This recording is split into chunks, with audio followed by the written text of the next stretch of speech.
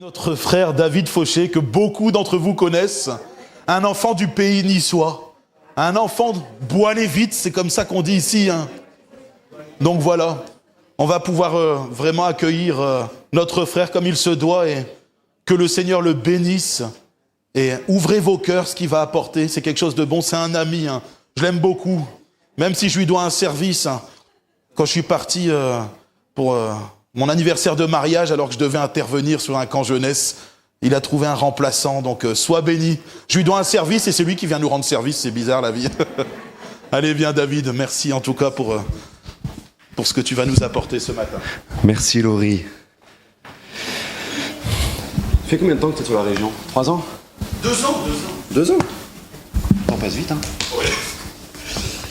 Je suis vraiment très heureux de pouvoir être avec vous ce matin et ça fait, je crois, environ 3 ans que j'ai pas pu revenir et c'est vraiment une joie de vous voir là tous, de voir des têtes qui ont vieilli, des nouvelles têtes. Mais rassurez-vous, il n'y a pas que vous. J'ai pris quelques cheveux blancs et quelques kilos également. Il n'y a pas que ça qui a en plus. Je crois qu'il y a aussi une passion de Dieu qui a en plus un amour pour Dieu et je me réjouis. Alors voilà, vous l'avez vu, ma femme n'a pas pu venir avec moi ce week-end, mais elle vous salue chaleureusement. Mes enfants également qui ont bien grandi. Sephora maintenant qui a 9 ans. Nathan qui a 5 ans. Et voilà, on vous salue vraiment chaleureusement. Ça fait maintenant 4 ans qu'on est sur Marseille-la-Rose, et on sert Dieu avec vraiment un immense plaisir là-bas, auprès des Marseillais, et on se réjouit pour tout ce que Dieu fait, les bonnes choses qu'il fait là-bas, et comme il fait également ici, des âmes qui se convertissent, qui se tournent vers le Seigneur, des guérisons, et l'œuvre de Dieu, où qu'elle soit, elle se fait avec puissance. Amen. On continue de servir effectivement sur Marseille auprès également des jeunes et des adolescents. Lucie était en colonie de vacances au début du mois. Et puis la semaine dernière, on a servi toujours à Gap pour un camp de jeunesse. Et il se passe vraiment de bonnes choses. Et de voir la génération qui est là en feu pour Dieu. Et waouh, merci Seigneur. Vraiment merci Seigneur. J'aimerais, avant d'ouvrir la parole de Dieu, prier, si vous voulez bien. Seigneur, on te rend merci, on te rend grâce pour ces instants. Seigneur, nous te prions, Seigneur, afin que ta parole puisse impacter les cœurs, Seigneur, pénétrer dans nos cœurs, Seigneur, afin qu'elle puisse porter du fruit, Seigneur, qu'elle soit comme une semence qui germera, Seigneur, et qui grandira, Seigneur, qui portera du fruit en abondance, mon Dieu.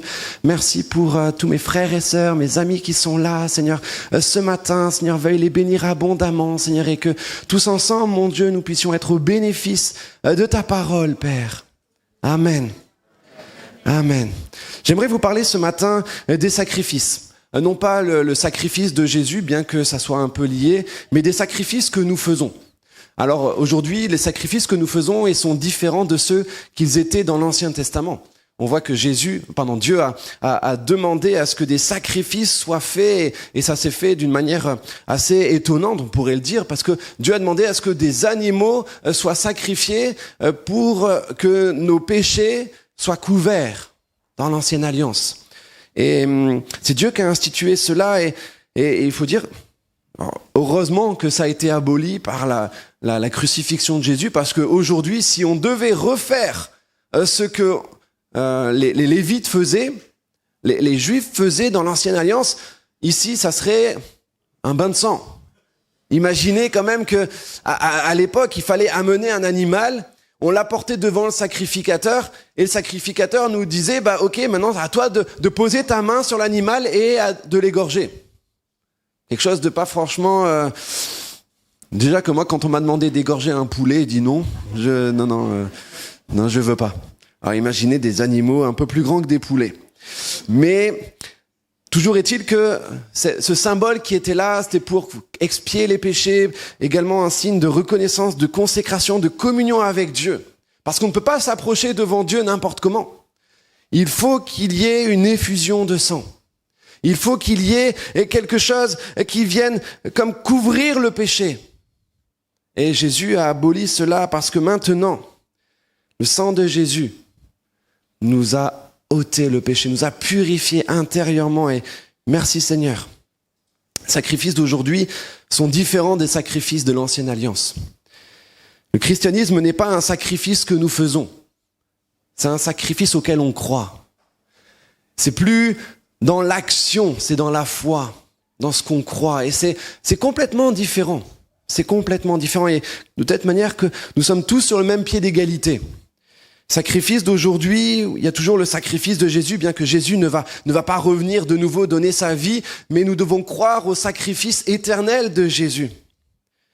Hébreux chapitre 10, verset 14 nous dit « Par une seule offrande, il a conduit à la perfection pour toujours ceux qu'il rend saints. » Pour toujours. Pour toujours. Nous devons également offrir à Dieu un sacrifice de louange. Et c'est ce que nous avons fait ce matin. Un sacrifice de louange. Hébreux chapitre 13, verset 15. « Par Christ, offrons donc sans cesse à Dieu un sacrifice de louange, le fruit de lèvres qui reconnaissent publiquement lui appartenir, qui confessent son nom. Sans cesse, dans les bons comme dans les mauvais moments. Quand il fait beau, quand il pleut. On a chanté tout à l'heure, vent, soleil ou pluie. C'est vrai. Quelles que soient les circonstances néfastes, nous pouvons et nous devons, parce que c'est un ordre qui nous est donné, d'offrir un sacrifice à Dieu, un sacrifice de louange. Quand tout va mal, quand tu perds ton emploi, quand tu es malade. Non pas que nous devons remercier pour ces choses-là, Seigneur, je te remercie parce que j'ai perdu mon travail, non, c'est pas ça. Mais en toutes circonstances, malgré ces mauvaises circonstances, j'offre un sacrifice qui plaît à mon Dieu. Un troisième type de sacrifice qui est nécessaire aujourd'hui, c'est le sacrifice de nos vies, de notre corps. Romains chapitre 12, verset 1 nous dit ceci. « Je vous encourage donc, frères et sœurs, par les compassions de Dieu, à offrir vos corps comme un sacrifice vivant, saint, agréable à Dieu. Ce sera de votre part un culte raisonnable. » Un sacrifice vivant, pas mort. Parce que on va dire que c'est facile de mourir pour Christ. Une fois que tu meurs, ça y est, c'est fini. Mais vivre pour Christ, suivre Christ, payer le prix d'une vie de sacrifice, ça c'est beaucoup plus difficile. C'est beaucoup plus difficile parce que ça nous engage. C'est toute une vie où on s'abandonne, où on porte notre croix, on renie soi-même, on se renie soi-même. Offrir un corps. Et c'est ce que je vais parler juste après, le sacrifice de nos vies. Et enfin, Hébreux chapitre 13, verset 16, ça rejoint un petit peu la même chose, le sacrifice de soi. N'oubliez pas de faire le bien et de vous entraider, c'est à de tels sacrifices que Dieu prend plaisir. Ou lorsque nous sommes unis les uns les autres, où on s'entraide, on passe du temps ensemble, même quand on n'a pas envie. Même quand la tête de notre frère ou de notre sœur ne nous revient pas, on passe du temps avec lui. Et je remercie Dieu pour Laurie parce que il va m'aider il va rendre son service. il va sacrifier, il va m'aider dans certaines tâches et je le remercie. Mais nous devons donner du temps pour les autres. Parfois, ça sera de l'énergie qu'on va donner, de notre temps, parfois ça va être de l'argent qu'on va donner. Ce que nous avons. Ce que Dieu nous donne, finalement, nous ne sommes pas propriétaires de ce que Dieu nous donne, nous sommes simplement les gestionnaires et nous remettons à Dieu ce qu'il nous donne. Tous nos sacrifices sont une réponse du sacrifice de Jésus. Nous ne sacrifions pas pour obtenir le salut, mais c'est une réponse au salut de Dieu. Nous ne sommes pas sauvés par les œuvres, mais par la foi.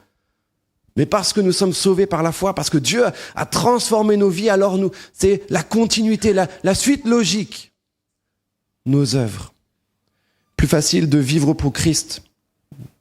Plus difficile de vivre pour Christ que de mourir pour lui.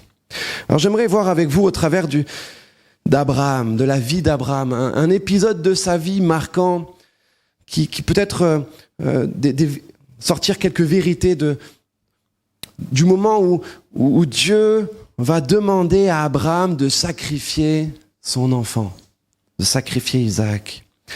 Alors, si vous voulez bien, on va lire ensemble Genèse chapitre 22 à partir du verset 1er.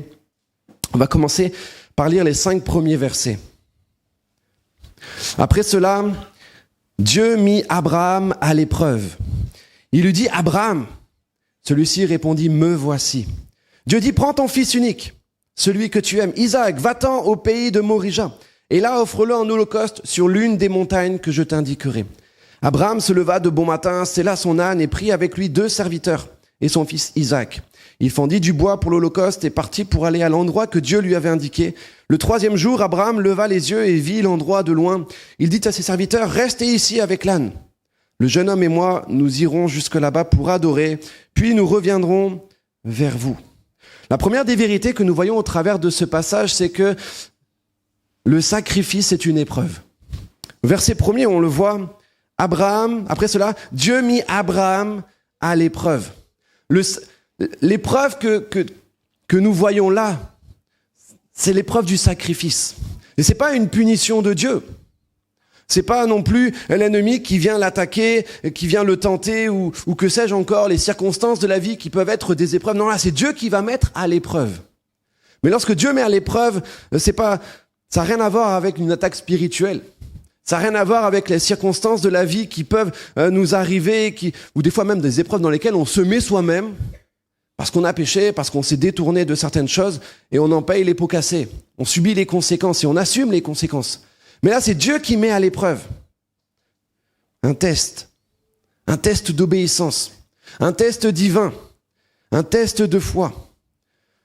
Dieu ne va pas tenter Abraham, parce que Dieu ne tente personne.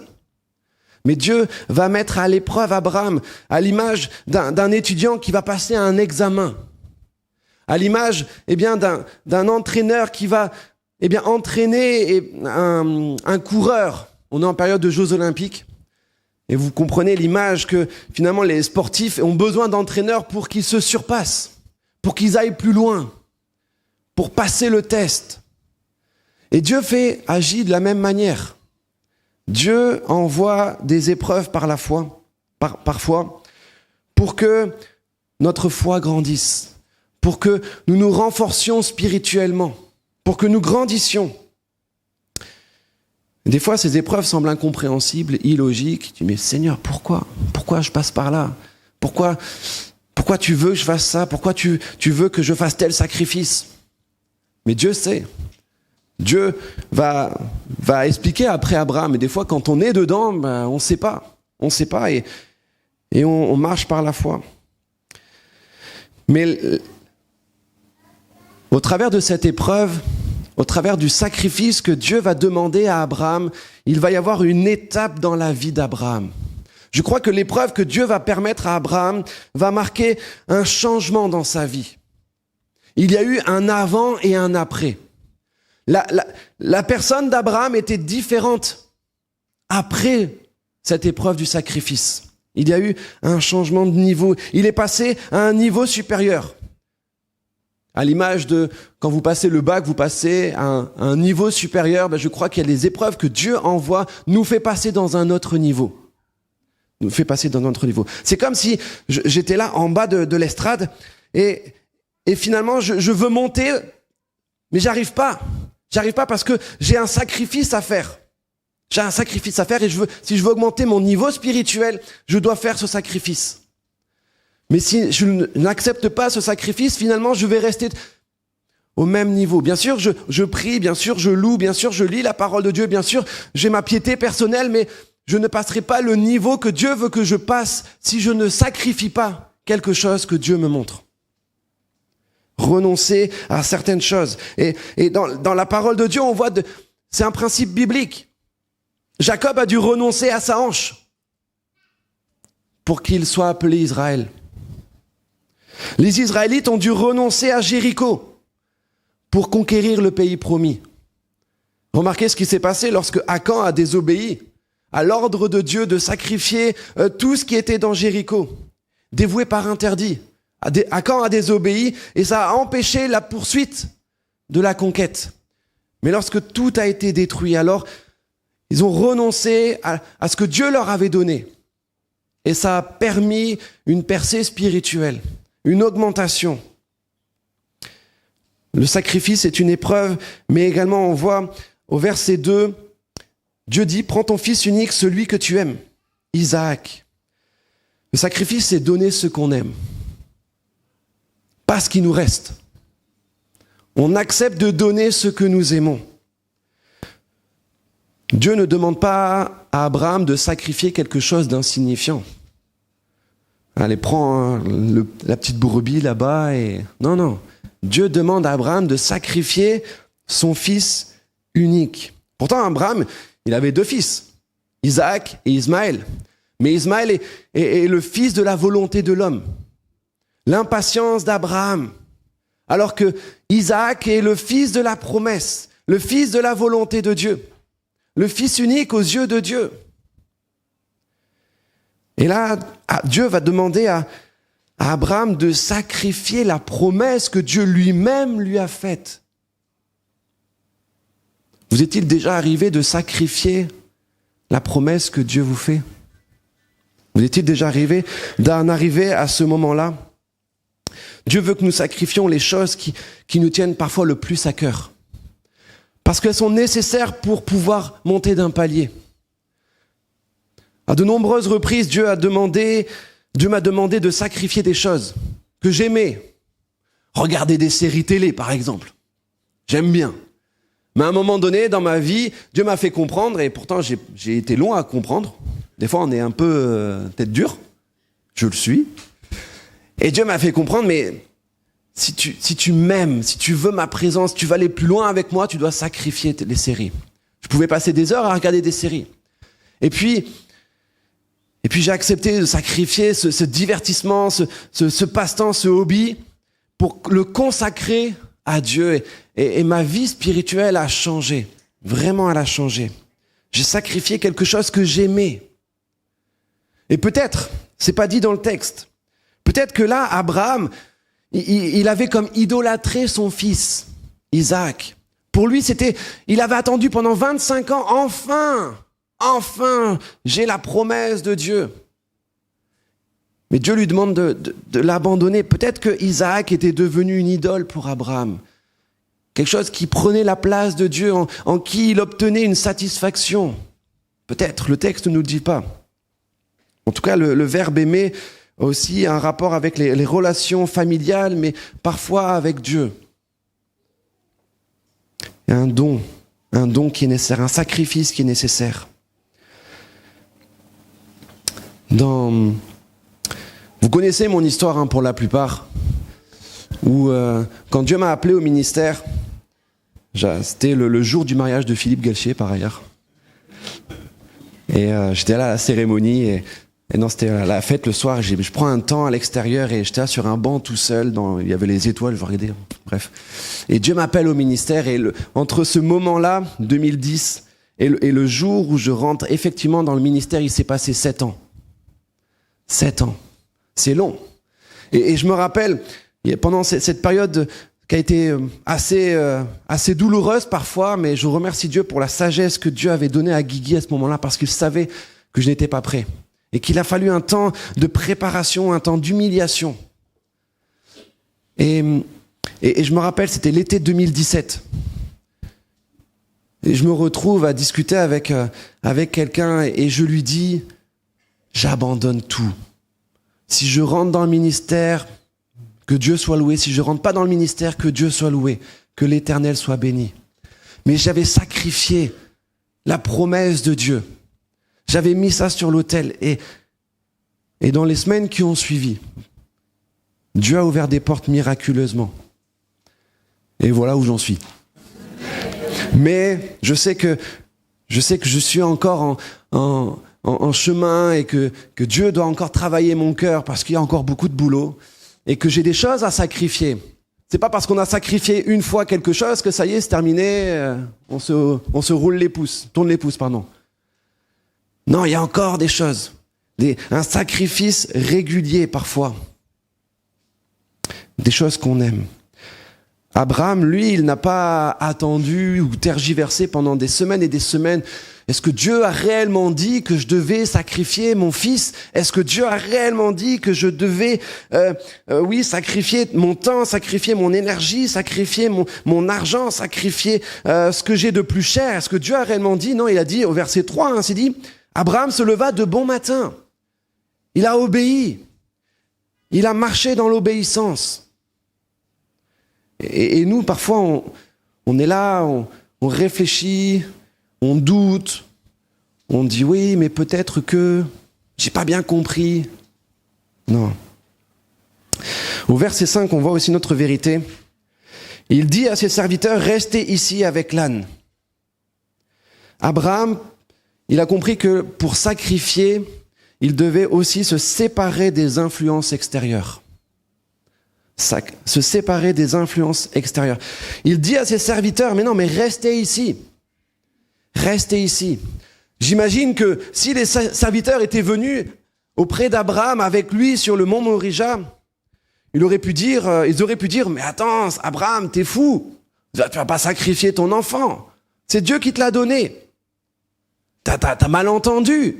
Et des fois, il y a des personnes qui sont bien intentionnées dans nos vies et qui essayent de nous faire réfléchir et d'apporter une pensée rationnelle à ce que Dieu veut. Sauf que la volonté de Dieu, elle n'est pas rationnelle parfois. Elle est surnaturelle. Et nous, des fois, on est très terre à terre, hein, très dans le naturel. Mais Dieu, il est surnaturel. La logique de Dieu n'est pas la logique des hommes. Pour nous, la logique de Dieu, elle est illogique. Mais non. Abraham s'est séparé des serviteurs, des personnes qui auraient pu l'empêcher d'aller jusqu'au bout. Paul, à un moment donné, il reçoit dans le cœur d'aller à Jérusalem. Et il y a des collaborateurs qui sont là, des disciples. Mais Paul, ne va pas faire ça. Il y aura des tribulations. Il y a même un prophète, Agabus, qui va prophétiser sur les difficultés qu'il va y avoir. Mais Paul va persévérer jusqu'au bout. Il va se séparer des influences extérieures. Il va se séparer de l'âne. Pourtant, l'âne, ça aurait été utile quand même. Imaginez, vous êtes là, vous voyez Gorbella et vous voyez le Mont Chauve. Vous voyez au loin, à peu près, peut-être, j'imagine, la distance qu'il pourrait y avoir entre le moment où Abraham se sépare. Il aurait pu dire, je garde l'âne pour porter le bois jusqu'au Mont Chauve. Mais non, il se sépare quand même. J'imagine, c'est pas écrit, mais j'imagine que, arrivé sur place, il aurait pu dire, j'ai peut-être mal compris, je vais prendre l'âne à la place de sacrifier mon fils. Je vais le remplacer. Et des fois, on négocie. Des fois, Dieu nous dit, sacrifie ça. Je prends un exemple. Je prends l'exemple d'Ananias et Saphira, où ils ont à cœur de sacrifier leur maison. Ils vont la vendre. Et puis, arrivé au moment où on doit donner l'argent, on va négocier un petit peu. On va remplacer. Et là, Abraham se sacrifie de l'âne pour éviter que par la suite, il remplace son fils par l'âne. On voit que c'est pas... Dans la parole de Dieu, on voit dans le livre de Malachie notamment que les sacrificateurs, au lieu de donner des animaux en parfait état, ils donnaient des animaux malades, ils remplaçaient des choses. Et peut-être que dans nos vies, il y a des choses qu'on doit sacrifier et on essaye de négocier. Dernièrement, je discutais avec une sœur de l'église et Dieu lui avait fait la promesse d'un mariage. Et elle voit pas venir. Et je lui dis, mais si ça se trouve, tu es dans ce temps-là parce que tu dois sacrifier la promesse que Dieu t'a faite pour passer à un niveau supérieur. Et après, Dieu pourvoira comme on le verra juste après. Vouloir obéir à Dieu nécessite des sacrifices. Verset 5, on voit toujours que Abraham va sur le mont Morija pour adorer. La première mention de l'adoration dans la parole de Dieu. Abraham n'est pas là avec Mireille et son piano qui l'accompagne, ou avec Philippe et sa basse pour adorer Dieu. Non, l'adoration est un acte d'obéissance. Premièrement, l'adoration est un acte d'obéissance. Il n'y a pas d'équipe de louanges. Il n'y avait pas YouTube dans la poche en train d'écouter tous les chants qu'on veut. Non. Là, Abraham va adorer Dieu en obéissant à Dieu. Vous savez que en obéissant à la volonté de Dieu, vous l'adorez. Vous adorez Dieu. L'adoration véritable implique un coût. Un coût qui peut coûter cher. Mais c'est l'essence même de l'adoration. Lorsque l'adoration naît d'un sacrifice, ça libère un parfum de reconnaissance. Rappelez-vous, la femme qui est venue vers Jésus et qui a cassé ce vase. Et en fait, il y a des commentateurs qui disent que ça aurait pu être un vase qu'elle portait autour du cou et qui faisait la promotion de son métier de prostituée. Et en faisant cet acte d'adoration, elle sacrifiait son passé, mais également son avenir. Et elle a voulu faire ça pour adorer Dieu. Elle est venue au pied de Jésus, dit « Mon passé, c'est terminé. Ma vie ma mauvaise vie passée est terminée. Même mon avenir est entre tes mains parce que c'était toutes mes économies. Je te le remets parce que je veux t'adorer. Tu es plus précieux que n'importe quoi d'autre et n'importe qui d'autre. » Marie l'a vu comme un acte d'adoration. Judas, lui, l'a vu comme du gaspillage. Mais le sacrifice n'est jamais du gaspillage, c'est un acte d'adoration. On voit encore une autre vérité. Au verset 5, « Nous irons jusque là-bas et nous reviendrons vers vous. » Il n'est pas dit « Nous irons et je reviendrai ». Pourtant, Dieu lui avait clairement dit d'aller tuer son enfant. Donc, dans la logique humaine, il revient seul. Et pourtant, au travers du sacrifice que Dieu lui demande, Abraham a la foi. Il a la foi. Nous ne marchons pas par la vue, mais nous marchons par la foi. Nous marchons par la foi. De croire dans les promesses de Dieu. Et pas seulement croire dans les promesses de Dieu, mais aussi agir selon les promesses de Dieu. Des fois, on est là, on croit, oui, Seigneur, il y a telle promesse dans la parole de Dieu, je me l'approprie, et on prie, mais sauf que des fois, il faut arrêter de prier, il faut agir. Il faut agir. Et là, Abraham ne laisse pas, les différents obstacles à la foi venir, le doute, l'incertitude. Il va sortir de sa zone de confort, il va oublier tout ce qui est l'impatience de l'attente de la promesse, il va mettre tout ça de côté et il va marcher par la foi. Il va aller jusqu'au bout. Abraham croyait que Dieu pouvait ressusciter son enfant. C'est ce que nous dit Hébreux 11, 19. Il pensait que Dieu était capable même de ressusciter des morts.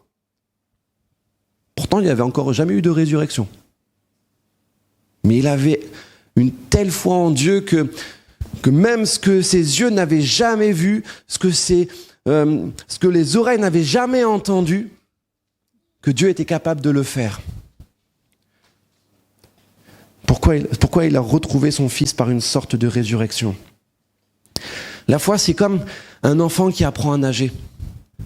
Un enfant qui apprend à nager, il ne sait pas encore nager. Imaginez un enfant sur le bord de la piscine. Et là, il y a son papa qui est dans l'eau. Et il dit à son enfant, mais allez, saute. Et son enfant, parce qu'il a tellement confiance en son père, alors il va le faire. Même sans brassard. Il sait que quoi qu'il arrive, son père va le rattraper. Qu'il ne le laissera jamais se noyer. La foi d'Abraham était à ce niveau-là. La foi, elle se traduit en action. Même si Dieu exige quelque chose de difficile, sachons être dans la foi et accepter de faire par obéissance. La foi, un sacrifice. Mais ça ne s'arrête pas là. Ça ne s'arrête pas là. On lit au verset 12. À partir du verset 12, on va lire plusieurs versets.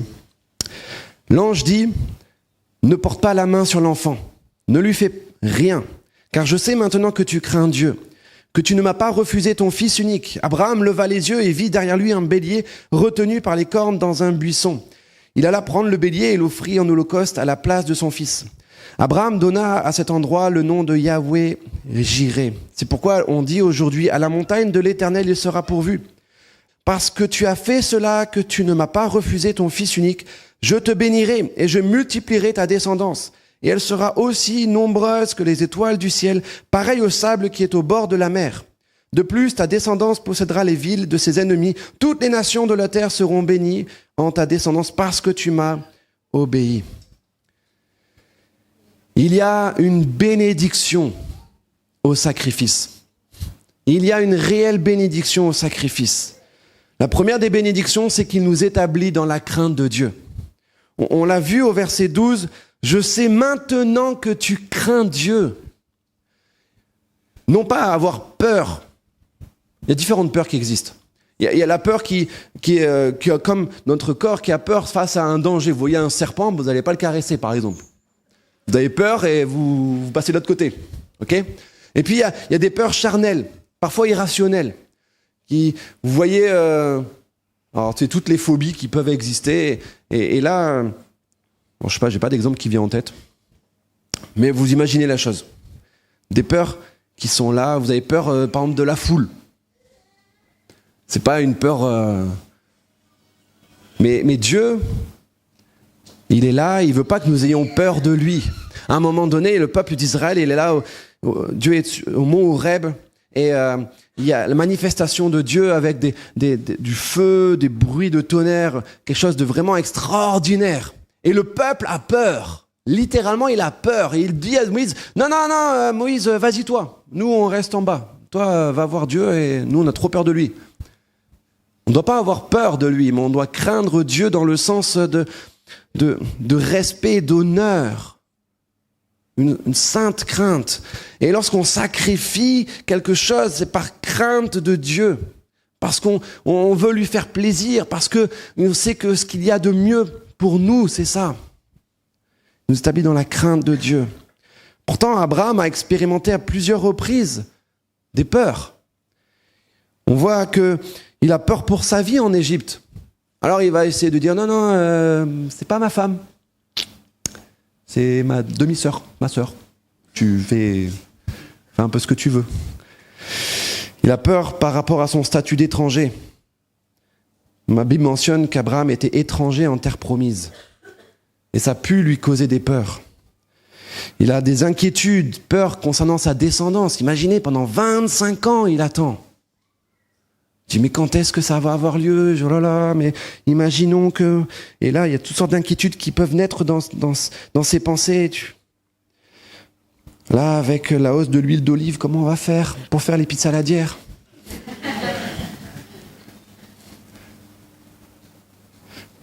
Et puis, angoisse face au sacrifice d'Isaac. Imaginez. Dieu lui demande de sacrifier son enfant. Imaginez la peur, mais j'imagine même pas. Si Dieu me disait ça, va sacrifier Séphora. Je me nettoierai 3 fois les oreilles. Je dis, est-ce que vraiment? Il y a une peur qui naît. Mais parce qu'Abraham va accepter, il y a une crainte, un respect qui va naître dans son cœur. Non pas une peur paralysante, mais une révérence pour Dieu. Quelqu'un qui a dit ceci, craindre Dieu, c'est être délivré de toutes les autres craintes. Parce que finalement, lorsqu'on craint Dieu, on est dans sa présence, et lorsqu'on est dans la présence de Dieu, il n'y a rien qui peut nous arriver. Rien, parce qu'on sait que le Dieu puissant de l'univers, celui qui a créé le ciel et la terre, il a toutes choses entre ses mains. Craindre Dieu. Une autre bénédiction qui vient lorsqu'on sacrifie ce que Dieu nous demande, c'est que ça nous apporte une nouvelle révélation de Dieu. Abraham, on voit au verset 13 et 14, Abraham leva les yeux et vit derrière lui un bélier retenu par les cornes dans un buisson. Dieu a pourvu, c'est une vérité également. Mais il va dire ceci au verset 14, Abraham donna à cet endroit le nom de Yahweh Jireh. Jusqu'à présent, personne n'avait eu la révélation que Dieu était un Dieu qui pourvoyait aux besoins. Mais là, parce que Abraham est prêt à sacrifier ce qu'il y a de plus cher, ce qu'il pouvait être en premier dans sa vie, parce qu'il a accepté de payer le prix, Dieu va se révéler à lui comme personne d'autre n'avait eu comme révélation. Et lorsqu'on est prêt, eh bien, à abandonner certaines choses, Dieu se révèle. Et on a une compréhension spirituelle des choses de Dieu, de sa personne. Et des fois, on arrive là et on discute avec la personne et on est étonné que l'autre ne sache pas ça. Tu dis, bah bon, tu savais pas? Mais parce que des fois, Dieu nous ouvre l'intelligence. Paul dira, mais je prie pour qu'il illumine les yeux de votre cœur. Mais parce qu'on accepte de payer le prix, alors on comprend des choses sur Dieu. On a une révélation. Je fais vite. Je parle beaucoup. Verset 18, on voit qu'Abraham va devenir une bénédiction. Toutes les nations de la terre seront bénies en ta descendance parce que tu m'as obéi. Quand on accepte de payer le prix, quand on accepte de sacrifier ce que Dieu nous demande, alors Dieu va se servir de nous. Non pas pour nos vies, pour notre gloire, mais pour sa gloire, parce qu'il veut que nous soyons des canaux de bénédiction. Des canaux de bénédiction. Je vous donne un petit témoignage, vraiment à la gloire de Dieu. Cette semaine, on était au camp de jeunes à Gap, Summer Camp, qui a lieu aussi la semaine prochaine. Et on a accepté avec Lucie de sacrifier de notre temps. On aurait pu rester sur Marseille, mais d'économiser, mais on a accepté de dépenser, de passer du temps avec les jeunes pour servir Dieu. Et c'est vraiment une joie de le faire. Et pendant ce camp, on a vraiment été une bénédiction pour les jeunes. Vraiment, on a vu Dieu se servir de nous comme jamais on a pu vivre. Je dis merci Seigneur, on a pu recevoir des paroles de connaissance pour les jeunes, ou des choses où Dieu nous a utilisés. Et après, il y a des jeunes qui viennent nous voir, tu te rappelles ce que tu as prié pour moi? Je dis, bon, non. J'ai été béni, merci Seigneur. Lorsqu'on accepte de payer le prix, on est une bénédiction pour les autres. On est une bénédiction. Je termine. Tout à l'heure, je vous ai dit que vivre pour Christ, ça coûte. Mourir pour lui, ça va. Mais vivre pour lui, c'est plus difficile.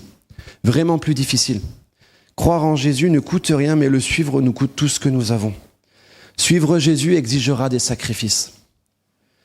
Et en fait, on est face à un constat où finalement, aujourd'hui, dans l'église de Christ, je ne parle pas seulement d'ici, je parle dans toutes les églises, ADD ou pas ADD, peu importe. Mais on est là, on dit, mais pourquoi ma vie, elle n'est pas en feu pour Dieu? Pourquoi je brûle pas pour Dieu? Pourquoi j'ai pas cette passion qui brûle à l'intérieur de moi? Pourquoi ma vie, elle brûle pas pour lui? Mais pour qu'il y ait le feu qui vienne, il faut qu'il y ait un sacrifice. Si tu veux brûler pour Dieu, si tu veux que ta vie soit en feu pour Dieu, il doit y avoir un sacrifice sur l'autel. Rappelez-vous le passage d'Élie. Élie, avec la bataille entre les prophètes de Baal, il a dû apporter un sacrifice, mettre un animal sur l'autel avant que le feu descende. Et c'est ce que nous devons vivre également. C'est ce que nous devons faire. Abraham a donné Isaac. Moïse a abandonné le palais pour vivre le feu du buisson ardent. Pierre a abandonné son entreprise de pêcheur pour vivre le feu de la Pentecôte. Tous ont dû sacrifier quelque chose pour vivre le feu de Dieu. Dans la chambre haute, ils auraient dû être 500. Ils auraient dû être 500 parce que la Bible nous dit que Jésus s'est montré après la résurrection jusqu'à 500 personnes. Mais ils étaient où les 500 à la Pentecôte? Il n'y en avait que 120. 20% à peu près. Et 80%, ils n'étaient pas là. Ils ont attendu 10 jours. Et nous, des fois, pendant 10 minutes, on prie. C'est long, hein? C'est long. Certes, il y a toutes sortes d'autres activités qui peuvent nous prendre du temps, notre attention, elle est beaucoup diminuée, il y a toutes sortes de sollicitations numériques qui sont là. Vous savez que notre durée d'attention, elle est entre 30 secondes et 1 minute. Certains sont un peu plus pessimistes, ils estiment 8 secondes, comme un poisson rouge. Je ne veux pas être aussi pessimiste, mais certaines études montrent qu'effectivement notre durée d'attention est entre 30 secondes et 1 minute. Dans le temps qu'on passe avec Dieu, et je suis le premier à dire que oui, je pense au poulet que je vais manger après, aux visites que je dois faire à la suite, parce que notre durée d'attention, elle est très limitée, mais on doit être prêt à payer le prix. Tu dis oui, mon attention, elle est vers Dieu, parce que je vais être en feu pour Dieu. Tellement de choses qui sont là pour nous distraire. Mais pourquoi choisir de consacrer du temps à Dieu ? Nous ne devrions pas venir à l'église pour être en feu. Nous ne devrions pas venir à l'église pour être en feu, mais parce que nous sommes en feu. Alors, on vient à l'église et c'est un feu où on met toutes nos bûches ensemble enflammées et ça fait un beau feu de joie. Mais parce que chez soi, on rencontre Dieu, parce que chez soi, on met notre vie sur l'autel, parce que chez soi, on a cette intimité, parce que chez soi, on vit la présence de Dieu. Et à l'église, alors, on se réunit. Jésus va décrire le royaume de Dieu comme un champ et un homme va tout vendre pour obtenir le trésor. Vous vous souvenez de ce passage ? Et des fois, on est là, on dit, ok, cet homme, il a tout vendu, mais toi, qu'est-ce que tu as vendu ? On dit, ouais, j'ai le trésor. J'ai Jésus dans mon cœur. Bon, mais il y a plus. Qu'est-ce que tu es prêt à vendre ? Qu'est-ce que tu es prêt à sacrifier pour avoir ce plus ? Qu'avons-nous vendu ? Qu'avons-nous sacrifié ? Une vie de sacrifice, c'est pas être à l'église 24 heures sur 24, 7 jours sur 7. Hein. Bon, il y a Laurie qui habite ici, mais bon.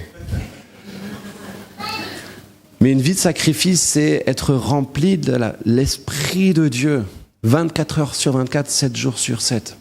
Même pendant la nuit où le Saint-Esprit peut te réveiller et intercède pour telle personne. Quel est l'Isaac de votre vie ? Qu'est-ce que Dieu vous demande peut-être de mettre sur l'autel aujourd'hui ? Est-ce que c'est votre temps, vos ambitions, votre confort ? Vos ressources, votre fierté, la promesse de Dieu, ce que Dieu vous a donné. Mais il y a un mystère, hein. On donne à Dieu et Dieu pourvoit. Dieu pourvoit. Je n'ai pas détaillé ce point-là, mais Abraham a voulu sacrifier et Dieu a pourvu par la suite. Quelqu'un a dit ceci, si tu n'as pas tout donné à Dieu, tu n'as rien donné. Mais dans le mystère de Dieu, c'est quand tu donnes tout à Dieu, Dieu te donne tout. Mettez le royaume de Dieu en premier dans vos vies. Et tout le reste vous sera donné. Matthieu 6, 33. Alors je prie que l'Église de Bois-Lève, que j'ai sur le cœur, nous soyons prêts, et je me dis à moi-même aussi, nous soyons prêts à payer le prix, à sacrifier ce que Dieu nous demandera de prier, de sacrifier. Ça peut être quelque chose de légitime, mais pourtant qui a pu venir être une idole dans nos vies. Soyons prêts. Est-ce qu'on pourrait incliner nos têtes et prier ? Et peut-être passer un petit temps dans la présence de Dieu et écouter ce que Dieu pourrait... Où est-ce qu'il met le doigt ? Seigneur, merci. Merci mon Dieu parce que ce matin, Seigneur, tu parles à chacun de nos cœurs et je crois que tu nous appelles à vivre plus avec toi, Seigneur. Pourtant, les disciples, ils ont expérimenté la Pentecôte et pourtant, on voit 2 chapitres plus loin qu'ils sont à nouveau remplis du Saint-Esprit. On pourrait se dire, mais ça y est, ils ont déjà tout eu. Et non, il y a encore plus avec toi. Il y a tellement plus avec toi, tu es un Dieu sans limite. Je te prie que ce matin, mon Dieu, nous puissions être prêts à plier le genou, que nous puissions être prêts à sacrifier des choses dans nos vies. Ça peut être sacrifier de la distraction, au lieu de passer nos soirées à regarder la télé, c'est passer de notre soirée à prier. Ça peut sacrifier une sortie en famille pour faire du bénévolat. Je sais pas. Seigneur, qu'est-ce que tu nous appelles à faire ? Qu'est-ce que tu nous appelles à faire ? Seigneur, je crois que tu révèles des choses. Je crois que tu mets le doigt sur certaines choses dans nos vies qui nécessitent d'être sacrifiées. À l'image d'une montgolfière qui, pour s'envoler, a besoin de lâcher du lest. Que nous soyons prêts à lâcher ce lest et être complètement dirigés par toi. Le souffle de Dieu, le vent du Saint-Esprit qui nous dirige. Ô Seigneur Jésus, souffle dans nos vies ce matin. Jésus. Alléluia. Qu'avons-nous... Ah, j'ai une voix plus spartiate que... Qu'avons-nous besoin de lâcher ? Qu'avons-nous besoin de sacrifier ? En tout cas, merci David pour ce message qui nous rappelle que nous devons toujours faire une veille, une introspection de nos cœurs, de nos vies, pour savoir qu'est-ce que nous devons encore sacrifier pour aller plus loin avec le Seigneur. C'est dans la continuité des messages qu'on a ces derniers temps. Sommes-nous prêts à tout donner au Seigneur ? À tout lâcher, même les choses qui nous tiennent le plus à cœur ? Je te bénis, mon frère. Tu reviendras de temps en temps. Vous êtes d'accord pour qu'il revienne ? Ouais, de toute façon, il a pas le choix, il est d'ici. En tout cas, je vous remercie d'être là ce matin. C'est important qu'on puisse être ensemble, les frères et les sœurs, à louer, adorer le Seigneur, passer du temps dans sa présence. Comme il l'a dit, on vient apporter au Seigneur et c'est lui qui nous bénit. C'est assez drôle quand même. C'est vrai que avec Dieu, les choses sont particulières. On vient l'adorer, on vient lui apporter sacrifice au niveau de notre temps, notre adoration, notre louange, etc. Et on ressort béni et grandi. C'est pas merveilleux avec le Seigneur ? Alors sacrifiez encore plus et vous aurez sans doute encore plus.